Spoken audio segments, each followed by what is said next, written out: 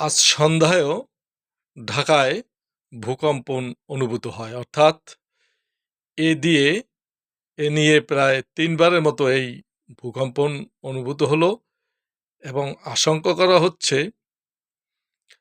যে ভূকম্পন ঢাকাতে আরও হওয়ার সম্ভাবনা আছে এবং যেহেতু বারবার হচ্ছে, অতএব এটা একটা খারাপ কিছুর সংকেত হতে পারে। তাই সরকার এবং সংশ্লিষ্ট উদ্ধার বাহিনী, উদ্ধার কাজে যারা থাকবেন, সেনাবাহিনী সহ এবং অন্যান্য আইনশৃঙ্খলা বাহিনী, ফায়ার ব্রিগেড সহ সবাইকে ২৪ ঘন্টা সতর্ক রাখার আহ্বান জানাচ্ছি। ঢাকাতে মূলত এই ঝুঁকিটা বেশি। এখানে প্রায় ২.৫-৩ কোটি লোকের বাস এবং বিশেষ করে ভবনগুলো অনেক পুরনো ভবন আছে, তারপরে ঘন ঘন ভবন, বাইরে থাকার মতো জায়গা নেই। এরকম অবস্থায় যে সমস্ত এলাকা বেশি ঝুঁকিপূর্ণ, সেসব এলাকায় সরকারের পক্ষ থেকে আহ্বান জানাচ্ছি যে তারা যাতে এখনই উদ্যোগ নেয় এবং শিক্ষা প্রতিষ্ঠানগুলো খোলা রাখবে কিনা এ ব্যাপারেও সরকারের চিন্তা করা উচিত।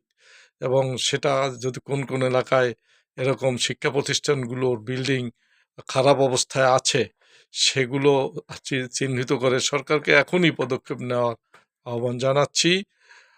আশা রাখি মানুষ এখন একটা শঙ্কার মধ্যে, মানুষের ঘুম নেই এবং ঢাকা সহ সারা বাংলাদেশের মানুষই আতঙ্কের মধ্যে আছে। কারণ ঢাকায় যারা থাকেন তাদের আপনজন, আত্মীয়স্বজন সবাই বিভিন্ন এলাকায় আছেন এবং তারা সবাই এ ব্যাপারে শঙ্কিত। তাই আমাদের এই ভূকম্পন একটা সংকেত দিচ্ছে, খারাপ সংকেত, অর্থাৎ যে কোনো মুহূর্তে বড় ধরনের ভূকম্পন হতে পারে।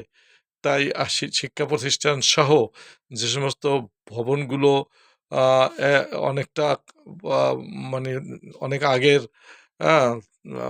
বা শক্তিশালী না, এ সমস্ত ভবনগুলো চিহ্নিত করে সেখান থেকে লোকজন সরিয়ে নেওয়া উচিত। আর যেসব শিক্ষা প্রতিষ্ঠানের বিল্ডিং পুরনো, যেমন ঢাকা বিশ্ববিদ্যালয়ের সহ বিভিন্ন ইউনিভার্সিটি, তারপরে আপনার স্কুল, কলেজ, মাদ্রাসা সহ মসজিদ, এবং আবাস স্থান আছে, এ সমস্ত জায়গায় যে সমস্ত ভবনগুলো ঝুঁকিপূর্ণ, সেগুলোর থেকে মানুষ সরিয়ে নিয়ে স্থায়ীভাবে অন্ততপক্ষে সরিয়ে নিয়ে কীভাবে তাদেরকে রাখা যায় এবং তাদের নতুন করে এই সমস্ত ভবন নির্মাণ করা যায়, সে ব্যাপারে সরকারকে দ্রুত পদক্ষেপ নেওয়ার জন্য আহ্বান জানাচ্ছি। ধন্যবাদ।